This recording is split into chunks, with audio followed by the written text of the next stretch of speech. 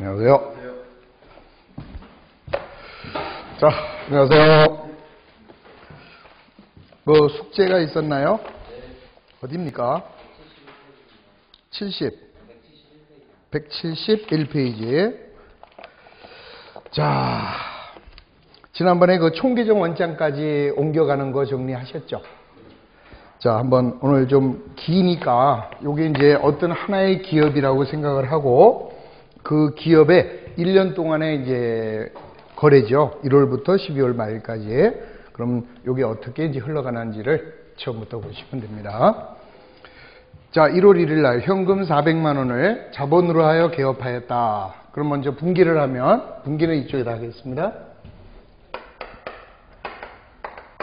1월 1일 날 현금 400 자산이 증가됐고 자, 영업을 개시했으니까 자본금이 400 이렇게 되겠죠.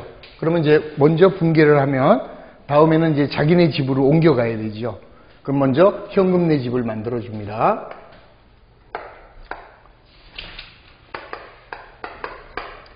차변에는 현금이 차변에 있으니까 얘도 차변에 상대편 계정 과목 자본금이 400 이렇게 들어오겠죠.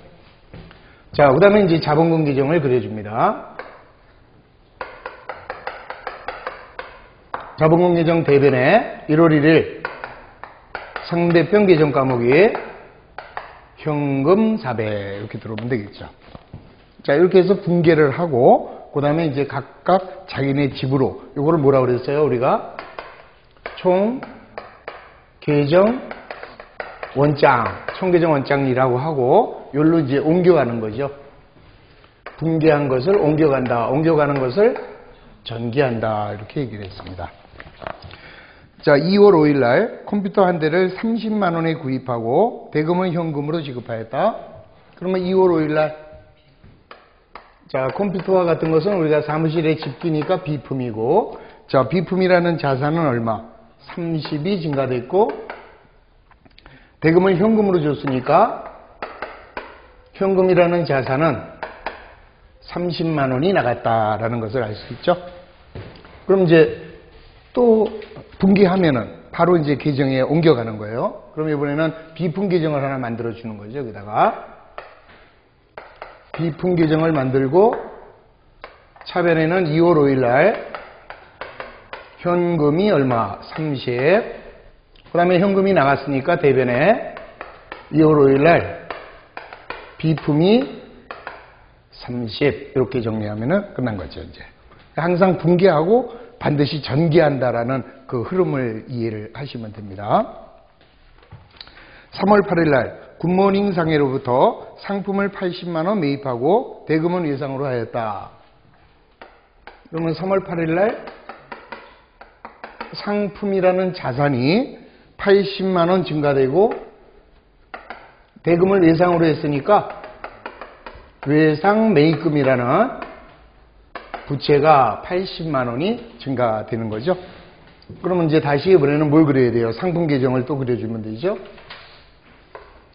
상품 계정을 이렇게 그려주고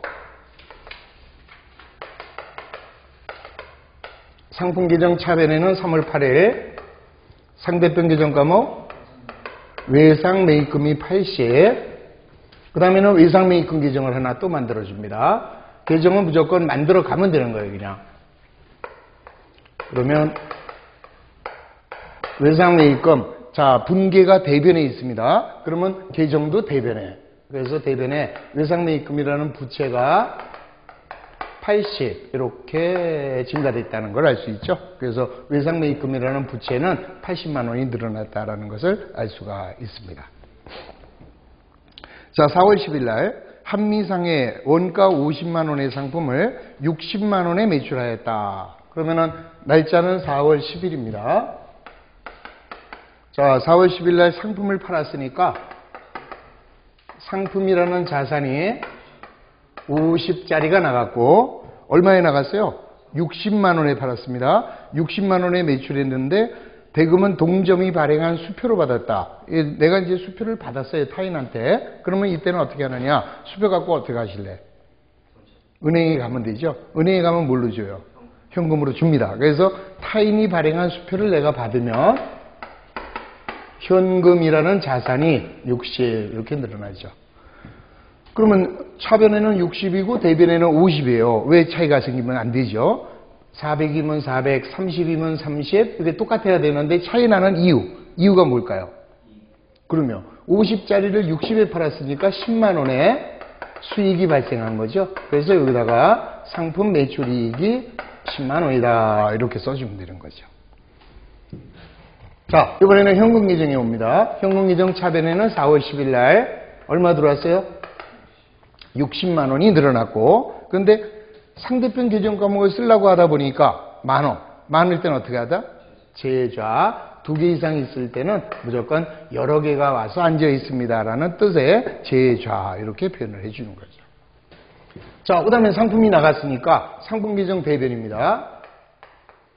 대변에 4월 10일 날 얼마 나갔어요? 50이 나가고 상대편 계정 과목은 현금이 되겠죠. 자, 그 다음에 뭐가 나왔어요? 상품 매출이익이 나왔네. 그러면 여기다가 상품 매출이익 대변에 4월 10일 날 현금이 얼마? 10만 원 이렇게 나오면 4월 10일 날도 끝난 것이다. 5월 12일 날 배신상해로부터 상품을 100만 원 매입하고, 자, 상품을 매입했으니까 차변에 상품 100만 원. 대금은 현금으로 줬다. 현금이 나갔으니까 현금이라는 자산은 100 이렇게 없어지죠.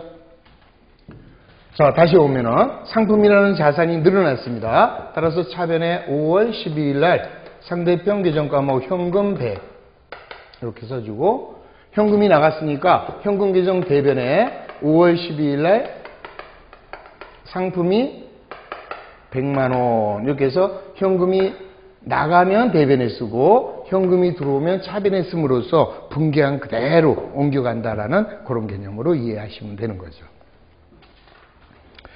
6월 19일 날 연세상점에 원가 64만 원짜리 상품을 80만 원에 매출하였다 그랬습니다. 그러면 역시 6월 19일 날, 자, 이번에는 상품이 나갔으니까 상품이라는 자산이 얼마 없어져요? 64만 원짜리가 없어졌고, 걔를 얼마에?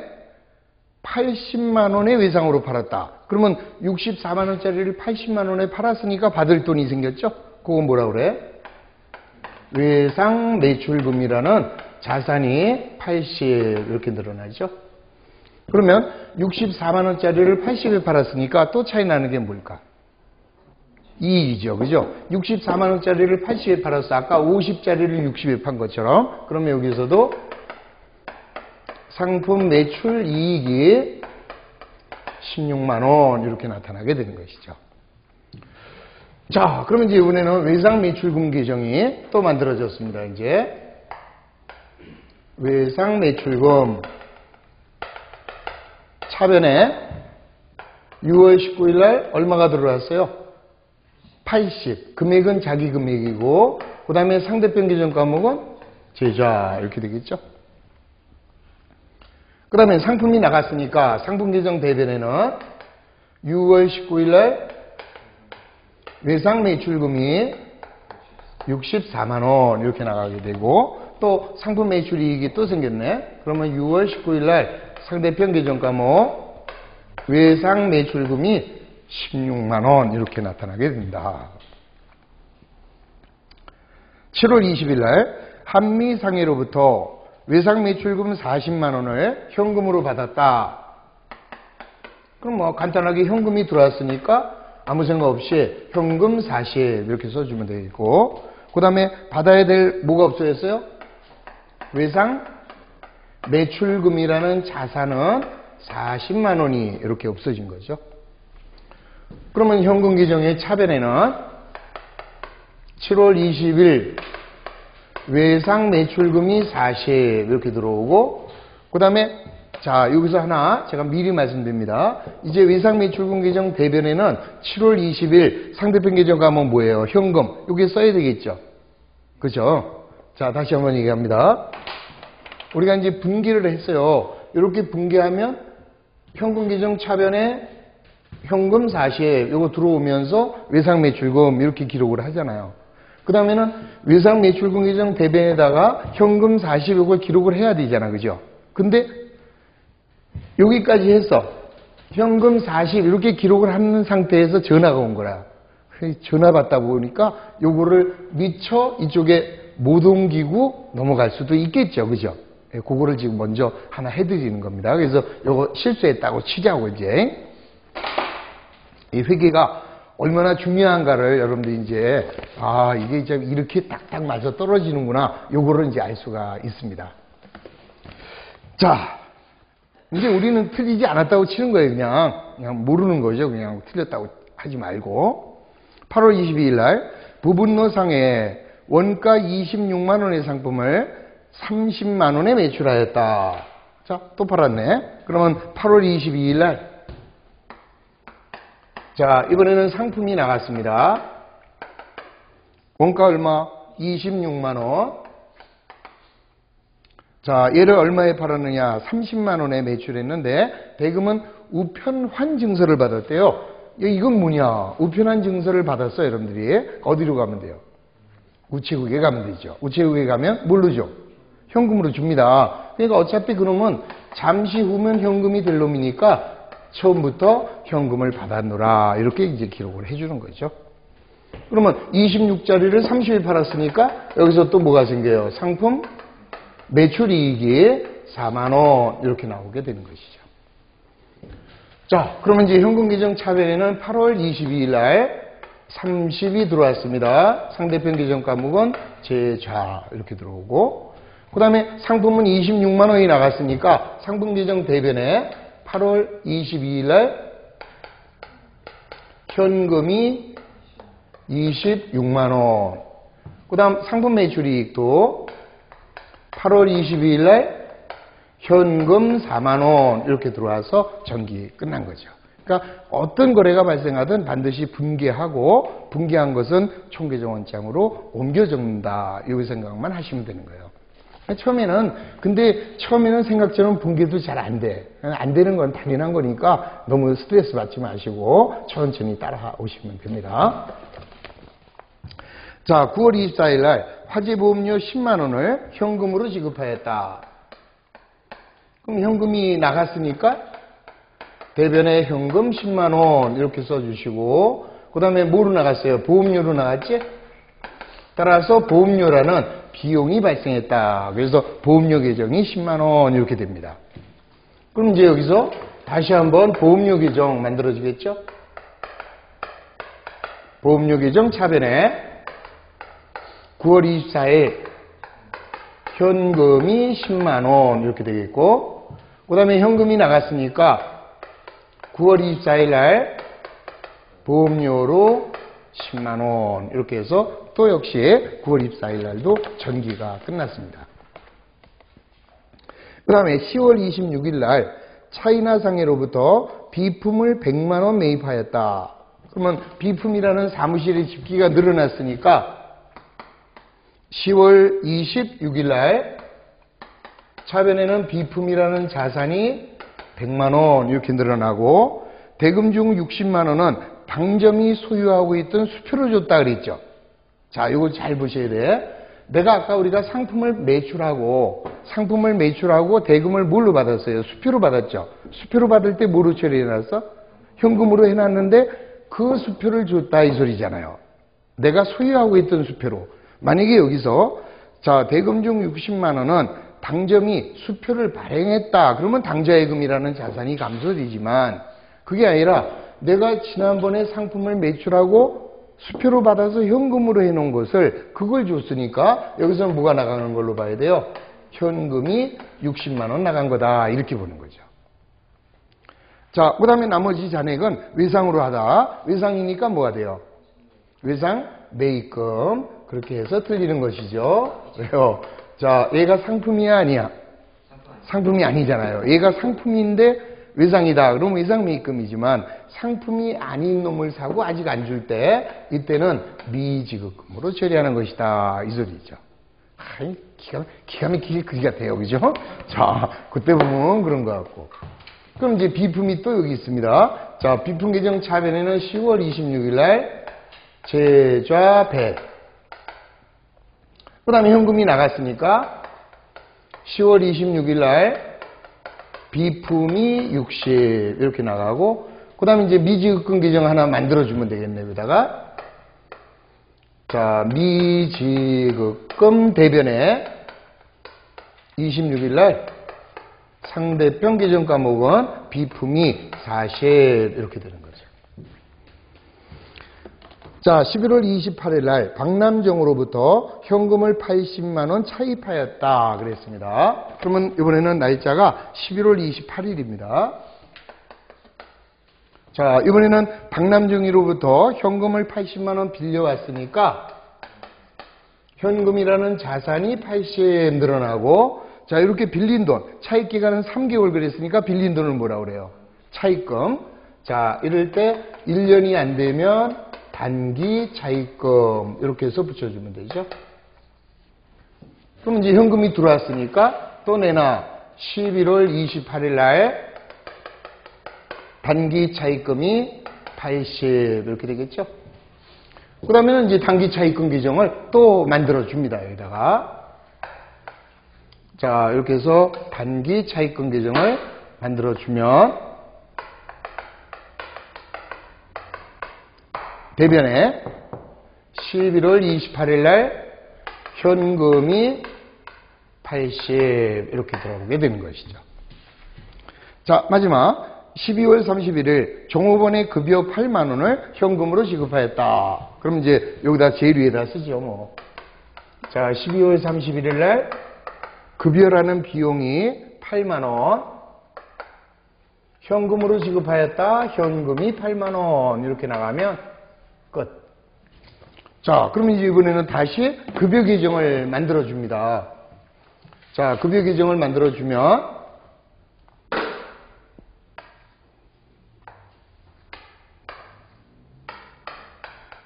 차변에는 12월 31일 상대편 계정 과목 현금 8만 원 이렇게 들어오고, 그 다음에 현금 계정 대변에는 자, 12월 31일 날 급여가 8만 원 이렇게 들어오면은 모든 거래가 끝난 것이죠. 이제. 자, 이와 같이 우리는 이제 결국 기업에서는 어때요? 자, 먼저 1월 1일부터 경제적인 사건이 생기면 이렇게 분개를 합니다. 거래 판례서에 의해서 차변 요소와 대변 요소로 나누어 기록하고, 나누어 기록한 것은 자기네 집으로 이렇게 옮겨 가주는 거죠. 그렇죠? 그래서 1월부터 12월 말일까지 자, 모든 거래를, 그러니까 할 거 뭐 있어요? 거래가 발생하면 제일 먼저 뭐 한다? 분개한다. 분개한 다음에 뭐 한다? 전기한다. 그래서 분개, 전기, 분개, 전기 요것만 해주면 끝나는 거예요. 그냥 간단한 얘기예요. 그냥. 자, 이렇게 했습니다. 그럼 이제 12월 말일이 됐어요. 1년 동안 우리가 장사를 했으면 과연 우리가 이 장사를 잘했는지 못했는지 그거를 알아야 될 거 아니에요. 그리고 우리가 회계를 하는 목적이 뭐예요? 자, 우리가 장부에다 이렇게 기록하는 게, 장부에 기록하는 것을 부기라고 했습니다. 그럼 부기를 하는 이유가 뭐예요? 일정 시점에 우리 회사의 재무 상태가 어떻게 됐는지, 또 하나는 일정 기간에 경영 성과가 어떻게 되는지, 요거를 이제 알아보기 위해서 우리가 장부에다가 기록을 하는 거잖아요. 그러면은 결국 우리는 1년 동안 장사를 잘했는지 못했는지 그걸 파악하기 위해서 마무리하는 게 결산입니다. 그럼 결산을 한다. 그러면 이제 우선 결산의 절차가 뭐라고 그랬어요? 먼저 예비 절차라는 게 있다 그랬어요. 그러면 예비 절차라고 하면 제일 먼저 할 게 뭐냐? 시산표의 작성 이렇게 돼요. 시산표의 작성. 그러면 시산표에는 자, 어떤 게 있다 그랬습니까? 합계 시산표가 있고 잔액 시산표도 있고 합계 잔액 시산표. 자, 이렇게 그 세 가지가 있다 그랬습니다. 그럼 먼저 예를 가지고 합계 시산표부터 한번 해보자고요. 자, 합계시산표를 그리게 되면 이렇게 되는 거죠. 합계시산표를 보면 자, 이렇게 그리고 먼저 자, 가운데가 계정, 차변, 대변. 그럼 이제 먼저 현금 계정에 차변 합계가 얼마인가? 이걸 전부 다 계산을 하는 겁니다. 이제 뭐 우리가 하나 계산기가 이제 400, 500, 610. 그러면 차변 합계는 610만 원이다. 그 다음에 대변 합계는 얼마냐? 140, 208만 원이네. 208만 원. 이렇게 됐습니다.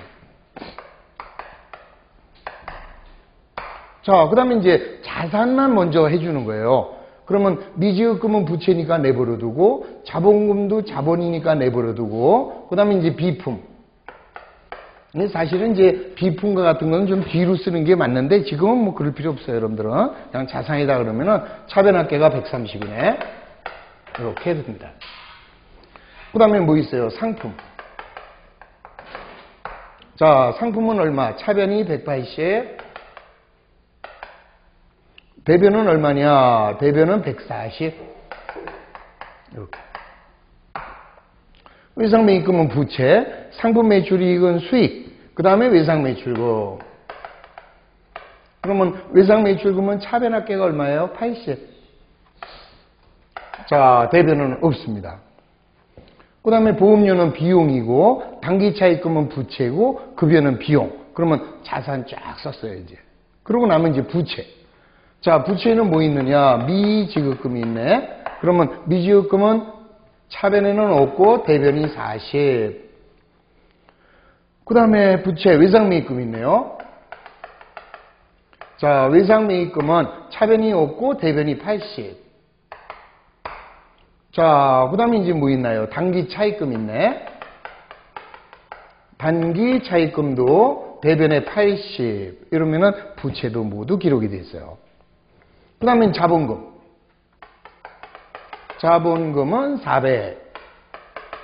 자본금은 400. 자, 그 다음에 수익. 수익에는 뭐 있어요? 상품 매출 이익이 차변에는 없고 대변이 30. 그 다음에 수익 없죠? 그 다음에 이제 비용 들어갑니다. 비용에는 보험료. 보험료가 10. 그 다음에 급여. 자, 급여는 8만원. 이렇게 들어가면, 자, 이제 차변합계하고 대변합계가 맞는지 확인을 해보는 거죠, 이제. 자, 그러면 이제, 보세요. 2개, 3, 4, 5, 6, 7, 8, 9, 10, 11개야. 그럼 먼저, 2, 4, 6, 8, 10, 11. 하나도 빼놓지 않았다는 거 알 수 있죠?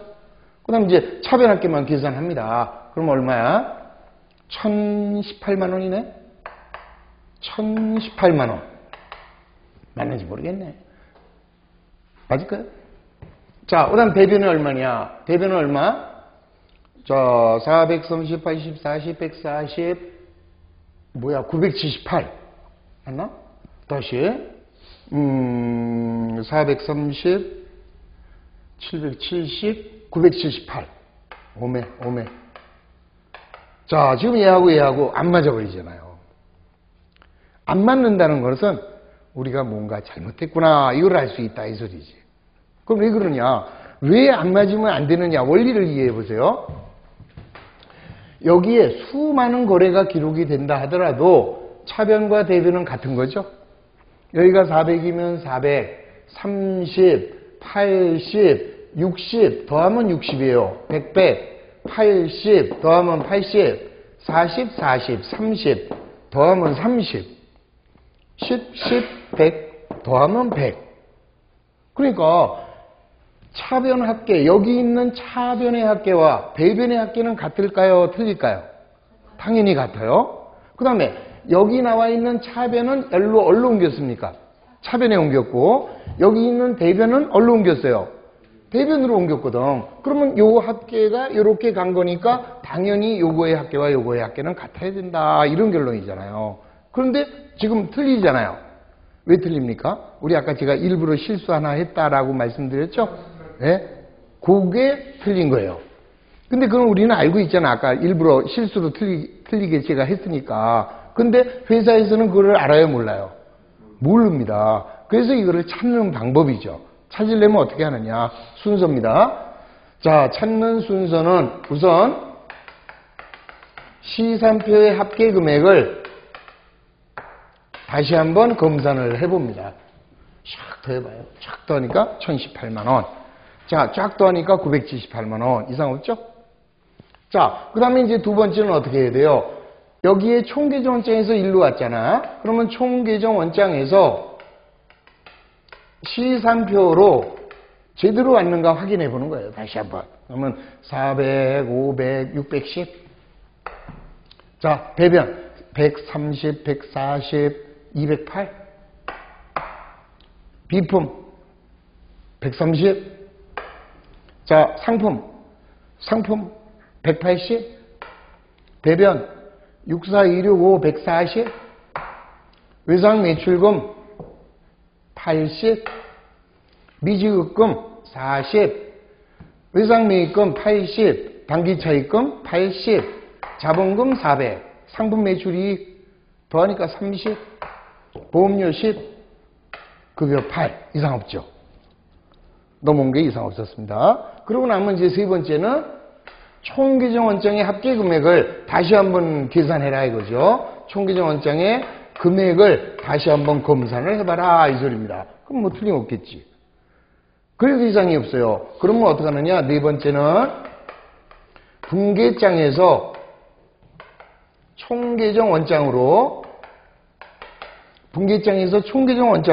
제대로 왔는지를 검토를 하는 거죠. 그럼 이제 제일 처음에 현금서부터 시작합니다. 현금 400, 자본금 400. 그 다음 비품 30, 현금 30. 그 다음 상품 80, 외상 매입금이 80. 자, 그 다음에 현금이 60. 그 다음에 상품 50. 상품 매출이익 10. 그 다음 상품이 100. 그 다음에 현금이 100. 그 다음에 외상 매출금이 80. 그 다음 상품이 64. 상품 매출이익이 16. 오케이. 그 다음 현금이 40. 그 다음 외상 매출금이 어메 찾아냈죠? 그럼 이제 여기다가 틀렸구나. 7월 20일 날 현금 40 이렇게 해서 기록을 해주는 거죠. 그러면 여기에 현금이 40 들어가니까 이제 여기에 외상 매출금에 여기에 40 이렇게 들어가면 여기다 40을 딱 더하는 순간에 얼마가 돼요? 1018만 원 이렇게 해서 딱 일치되는 것을 알 수 있는 거죠. 그러니까 만약에 중간에 또 틀린 게 있다면 계속해서 진행을 하는 거고. 이해하셨죠? 네. 자, 그래도 이상이 없대. 만약에 그래도 이상이 없을 때는 마지막으로는 분계가 제대로 됐는지. 자, 마지막 5번. 분계에 잘못이 있는지를 찾아내면 요게 시산표를 작성하는 절차가 된다. 이런 얘기죠. 이해하셨죠? 자, 이건 무슨 시산표라고 그랬어요? 합계 시산표. 자, 그 다음에 두 번째 잔액 시산표는 어떻게 되느냐? 잔액 시산표라는 것은 다시 한번 이번에는 자, 현금 계정에 차변이 얼마인가 보세요. 400, 60, 500, 610. 그 다음 배변은 얼마야? 140, 208만 원. 그럼 빼면은 잔액은 얼마가 돼요? 402만 원인가? 그러면 차변의 현금이 402만 원 되는 거 알 수 있죠? 아까는 합계를 썼고 이번에는 많은 쪽에서 적은 쪽을 빼서 순액을 기록하는 게 잔액 시산표다. 이게 바로 잔액 시산표가 되는 거죠. 자, 비품은 130이네. 그 다음 상품은 차변에 180이 들어왔어요. 차변에 180이 들어왔고 자, 대변에는 140이 나갔으니까 상품은 40. 그 다음 외상 매출금은 80하고 40이니까 빼면 40. 미지급금은 40. 외상 매입금은 80. 단기 차입금도 80. 자본금은 400. 그 다음 상품 매출이익은 30. 보험료는 10. 급여는 8만원. 이렇게 들어가면 그러면 내나 자 차변합계가 얼마냐 계산해 보면 되죠. 얼마야? 532 612 622 630인가? 630. 그 다음에 여기는 630. 이렇게 해서 대차가 같다라는 걸 알 수 있습니다. 왜 그럴까요? 잔액시산표는 왜 또 차변합계하고 대변합계가 같아? 자, 지금 보세요.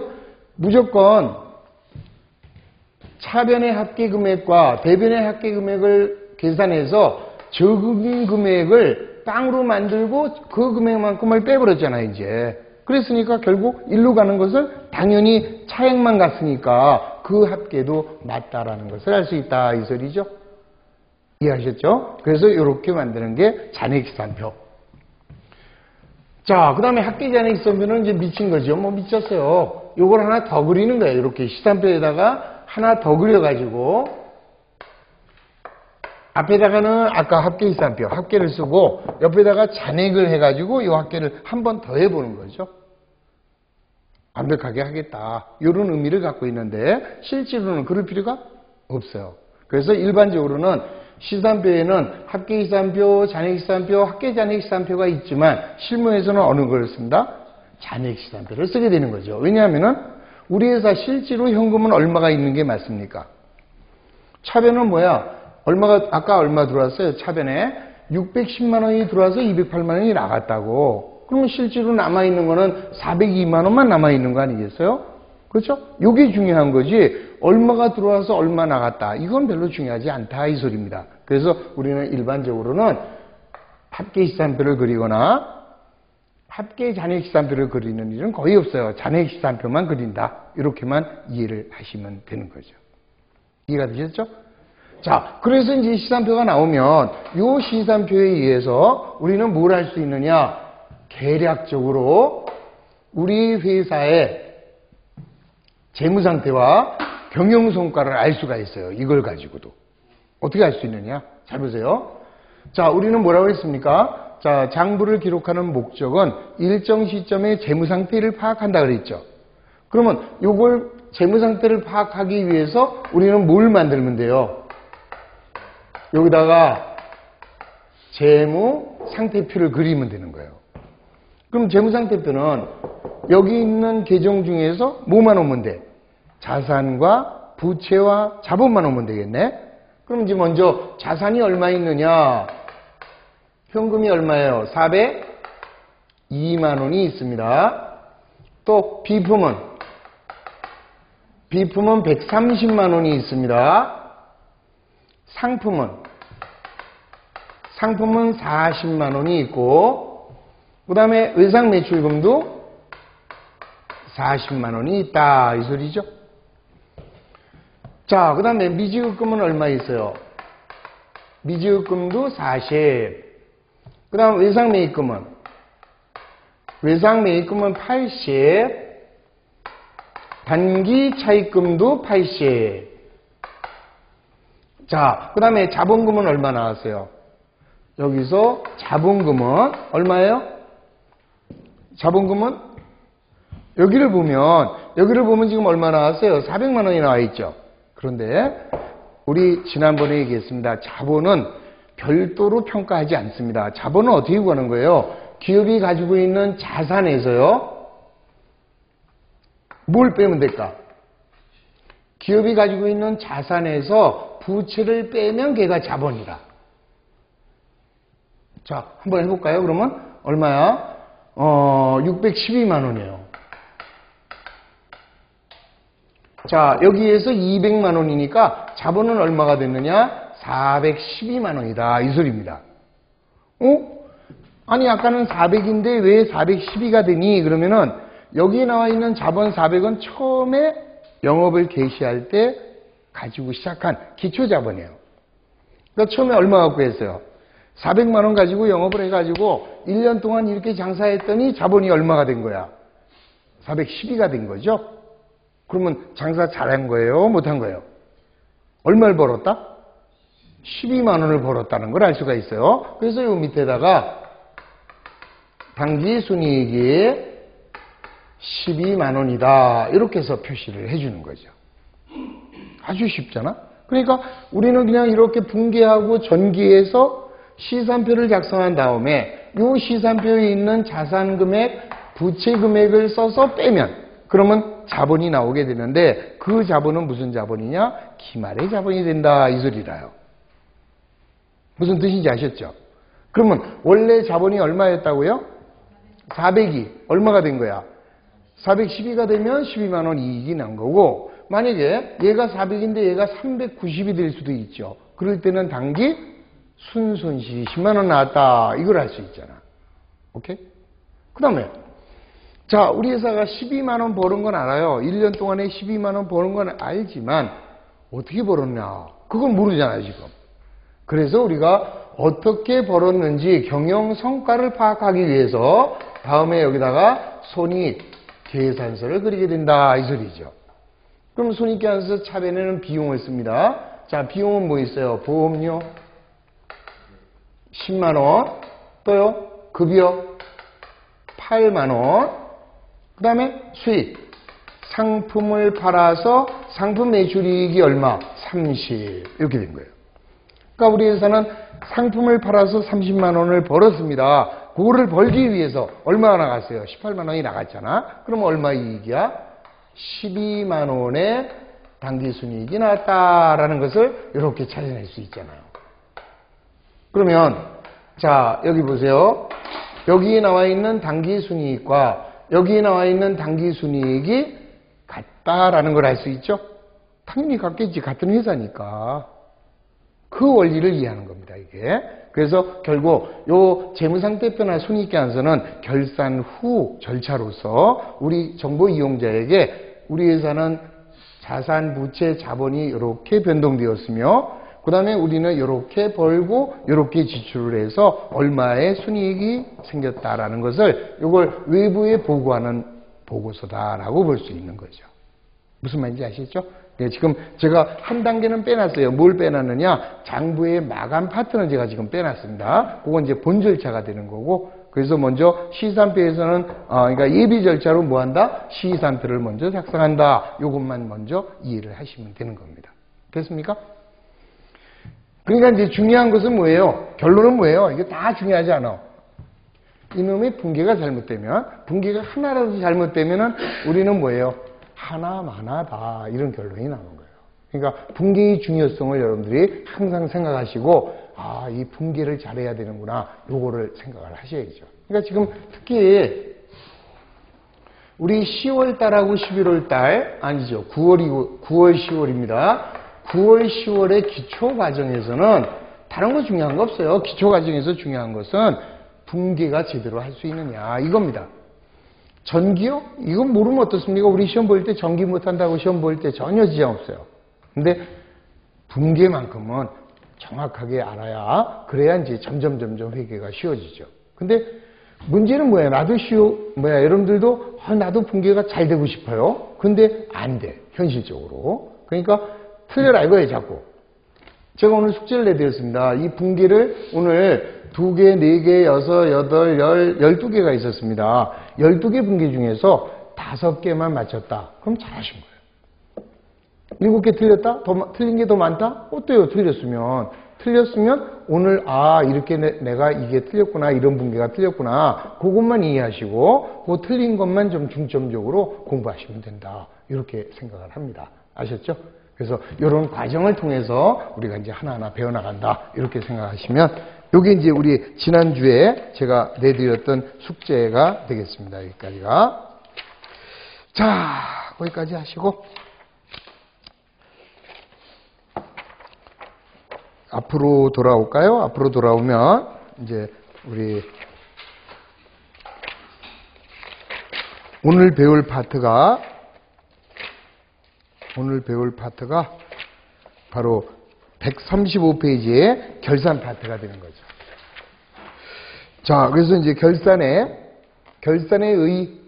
우선 제일 처음에 135페이지에 자, 결산이란 기업은 경영활동에서 발생하는 모든 거래를 빠짐없이 분계장하고 총계정 원장에 기록하고 있다. 그러나 우리가 분계하고 전개한 것만 가지고는 이 기업의 재무상태나 경영성과를 파악할 수가 없잖아요. 그래서 우리는 지금까지 분계하고 전개한 걸 가지고 장사를 잘했는지 못했는지를 마무리한다. 마무리하는 것을 결산이다. 이렇게 얘기하는 거예요. 그러니까 한마디로 계산을 끝낸다라는 뜻이 결산입니다. 자, 그래서 다시 보시면 기업은 경영활동에서 발생하는 모든 거래를 빠짐없이 분계장과 총계정원장에 기록하지만 이것만으로는 회계의 목적에 해당하는 재무상태나 경영성과를 명확하게 파악하기가 어렵다. 따라서 이러한 기록을 회계기간이나 사업 용도가 종료된 후 일정한 시점에서 총계정 원장이나 기타 장부를 마감하고 그 기간의 순손익을 산정하여 일정 시점의 재무상태와 경영성과를 분명히 밝히는 절차를 밟아야 된다. 이러한 절차, 이러한 회계상의 절차를 우리는 뭐라고 한다? 결산이라고 하는 것이다. 결산의 개념 아셨죠? 그러니까 결산하는 목적은 뭐예요? 우리 기업의 정보 이용자에게 우리 기업 실체와 관련하여 합리적인 의사결정을 할 수 있는 재무적 정보와 경영성과를 보고하기 위해서다. 그게 결산이다. 이렇게만 이해를 하시면 되는 것이죠. 무슨 뜻인지 이해하셨죠? 자, 그 다음에 이제 결산 절차는, 자, 결산이 진행되는 순서, 그거를 절차라고 하고, 자, 크게 결산 절차는 몇 가지로 나눈다 그랬습니까? 세 가지. 자, 첫 번째는 뭐예요? 예비 절차. 그 다음 두 번째는 뭐예요? 본 절차.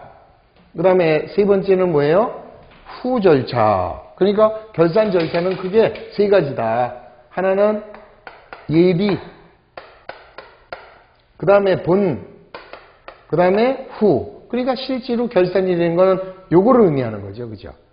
얘를 하기 위해서 우리가 이제 예비적으로 해보는 게 예비 절차고, 그 다음에 얘가 결산을 진짜로 하는 것이고, 그 다음에 얘가 이제 결산을 해가지고 정보 이용자에게 보고하는 게 결산 후 절차. 그럼 결산 예비 절차에는 뭐가 있느냐? 먼저 시산표를 작성하고, 그 다음에 재고조사표를 작성하고, 자, 그 다음에 이제 수정 후 시산표를 만듭니다.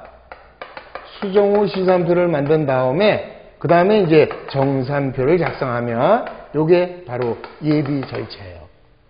그러니까 제일 먼저 시산표의 작성, 그 다음 두 번째가 재고조사표, 세 번째가 수정된 시산표, 네 번째는 정산표. 그 다음 이제 본 절차라고 하는 것은 이러한 각종의 장부를 마감하는 것이 요게 본 절차다. 이렇게 보는 거죠. 그리고 이제 마지막으로 결산 후 절차는 재무 보고서를 작성하는 거다. 그러니까 재무 보고서라는 거는 기업 실제의 재산 상태죠. 채무의 상태, 요거를 보고하는 거예요. 재무 보고를 하는 게 우리가 결산 후 절차로서 재무제표라고 합니다. 그래서 재무 보고서를 다른 말로 재무제표. 그리고 이제 이러한 재무제표에는 조금 아까 배우신 재무상태표하고 그 다음에 뭐 있었어요? 손익계산서하고 그 다음에 이제 자본의 변동이 있을 수도 있죠? 자본 변동표하고 그 다음에 현금 흐름표, 그 다음에 주석, 요거를 포함해서 우리가 재무제표라고 하는 것이다. 그럼 이제 우리네 시험이 얼마나 쉬운지 알아요? 저런 걸 분계해서 전개하라 이런 건 시험에 죽어도 안 나와요. 그럼 지금까지 배운 것 중에서 시험에 나올 수 있는 게 뭐냐? 그러면 다음 중 우리나라의 재무제표에 해당하는 것이 아닌 것 이렇게 물어보죠. 그럼 5개잖아요. 오지선다. 그럼 하나는 얘가 나오겠네. 하나는 얘가 나오고 하나는 얘가 나오고 하나는 얘가 나오겠죠. 그럼 나머지 그지 같은 놈이 답이다. 이 소리예요. 이런 식으로 찾아가는 거예요. 그러니까 너무 어렵게 스트레스 받지 마시고 천천히 하시면 돼요. 아셨죠? 자, 조금 쉬었다가 또 계속 하도록 하겠습니다.